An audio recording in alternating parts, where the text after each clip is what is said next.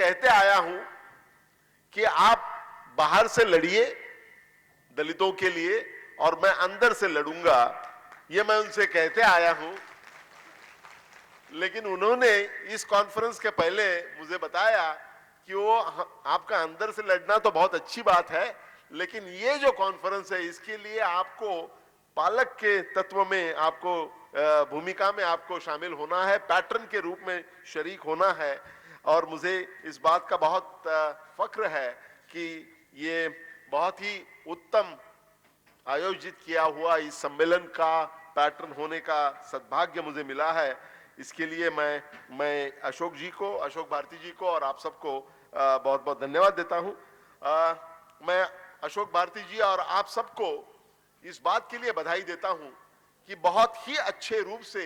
आपने इस सम्मेलन का आयोजन किया है। इतने बड़े पैमाने पर सम्मेलन का आयोजन करना ये कोई आसान बात नहीं है, और इसके लिए मैं देख रहा हूं कि पिछले 1 बरस से अशोक भारती जी और उनके सारे सहकारी जिस प्रकार से,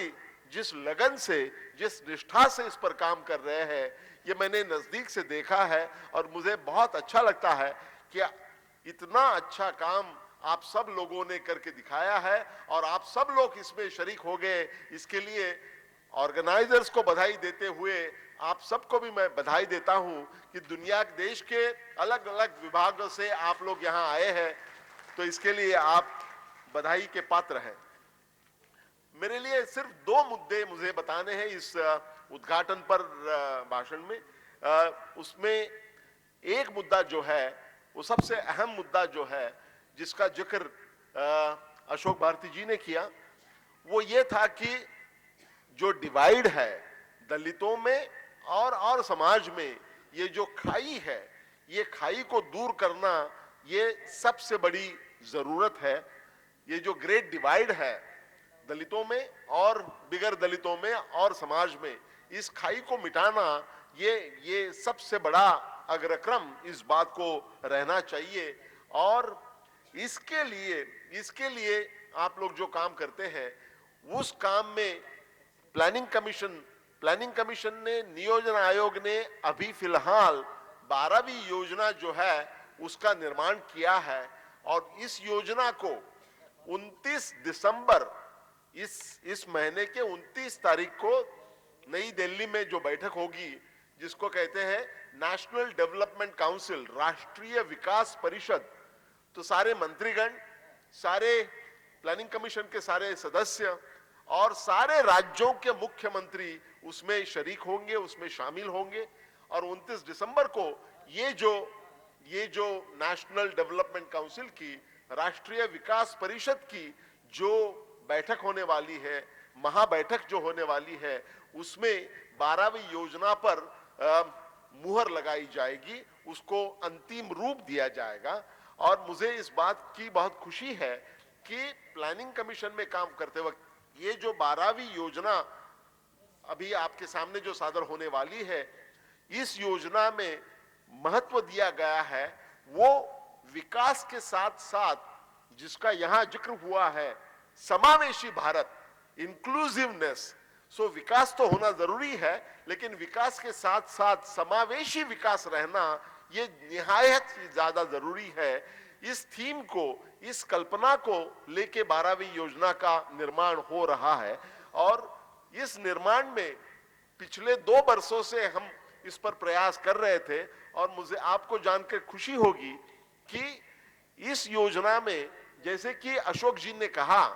कि दलितों के फायदे के लिए, दलितों के कल्याण के लिए, दलितों के उन्नति के लिए जो भी योजनाएं बनेगी, उसमें दलितों को सम्मान के साथ में शरीक होना, समावेश उनका होना, यह बहुत ही जरूरी है। और इस बात को ध्यान में रखते हुए 12वीं योजना पर जब हम काम करते थे, उस पर जो कई गुट बनाए गए, many working groups and steering committees which were created, मुझे आपको बताने में इस खुशी होती है कि वो सारे जो अनुसूचित जाति जमातियों के लिए जो भी वर्किंग ग्रुप, जो भी स्टीयरिंग कमिटीज का निर्माण हुआ, उसमें अशोक भारती जी ने बहुत ही अच्छी तरह से योगदान दिया है। अशोक भारती जी और अन्य बहुत सारे समाज सेवक, जिसमें कृष्णन साहब का भी समावेश था, इनको समाविष्ट करके वो जो रिपोर्ट जो है वो बनाया है, तो इनका सम्मान उसमें हो गया। और मेरे ख्याल से 12वीं योजना में दलितों के लिए जो भी कुछ दिया जा रहा है, जो भी किया जा रहा है, उसमें ये सारे लोगों का जो जो उन्होंने जो मत प्रदर्शन किया, उसका उसमें सहभाग ये बहुत महत्वपूर्ण रहा है। दूसरी बात मैं ये कहना चाहता हूं कि अशोक जी ने कहा ये जो है ये तीसरा सम्मेलन है और हर एक 5 बरस के बाद ये सम्मेलन होता है। मुझे लगता है कि इसमें थोड़ी तब्दीली लाने की बहुत ही जरूरत है, क्योंकि आप देखिए कि 12वीं योजना हम लोगों ने सुनिश्चित कर दी है, उसके बाद में ये कॉन्फ्रेंस हो रही है। मुझे लगता है कि 13वीं योजना जो रहेगी, 12वीं योजना तो अभी फिलहाल फाइनलाइज हो गई, जिसमें इनका सबका इन्वॉल्वमेंट था जैसे कि मैंने बताया, लेकिन और अच्छी तरह से आप सब लोगों का, सारे दलितों का, सारी दलित संगठनों का अधिक प्रभावी उनका समावेश होने के लिए 13वीं योजना फाइनलाइज होने के पहले नैकडोर का कॉन्फ्रेंस होना चाहिए। तो ये जो कॉन्फ्रेंस आप कर रहे हैं, ये जो 5 बरस के अंतर से कर रहे हैं, मुझे लगता है कि अगर 5 बरस का ये अंतर आप रखोगे तो 13वीं योजना अंतिम रूप देने के बाद में नैकडोर की कॉन्फ्रेंस होगी। मुझे लगता है ये उचित नहीं रहेगा। अगर दलितों के सारे संगठनों का उसमें सहभाग होना है, उनके विचार उसमें अगर रिफ्लेक्ट होने, प्रदर्शित होने हैं, तो मुझे लगता है कि इसका जो फ्रीक्वेंसी है, ये तीसरा सम्मेलन है, 5-5 बरस में करने के बजाय मुझे लगता है कि इसके बाद में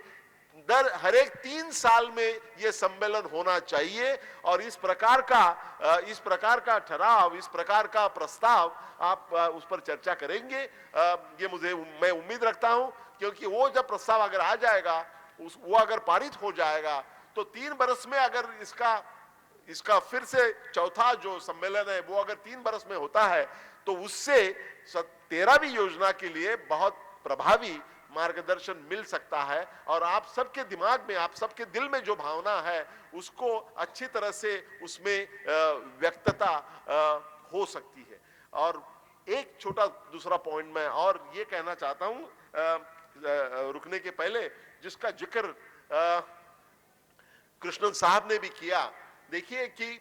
1979 में इंदिरा गांधी जी ने, जब वे पंतप्रधान थी, तो उन्होंने अनुसूचित जाति जनजातियों के लिए, अनुसूचित जातों और जमातियों के लिए ट्राइबल सब प्लान और शेड्यूल का सब प्लान का निर्माण किया। जैसे कि आप सब लोग जानते हैं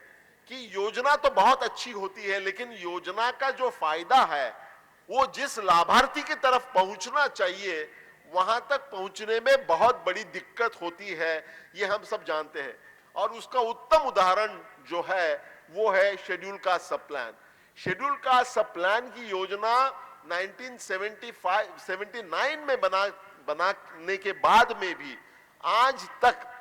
33 वर्षों के बाद भी उसका इंप्लीमेंटेशन जिस प्रकार से होना चाहिए वो नहीं हो रहा है। इसको ध्यान में रखते हुए 3 बातें हो गई है, जिसका मैं आपसे जिक्र करूंगा। पहली बात तो ये है कि ये मुद्दा जब मैंने नियोजन आयोग में उठाया, तो माननीय पंतप्रधान जी ने मेरी अध्यक्षता में एक समिति बनाई और इसकी जो गाइडलाइंस है, शेड्यूल का सब प्लान की जो गाइडलाइंस है, उसमें पूरी तरह से बदलाव लाने के लिए सूचना देने की उन्होंने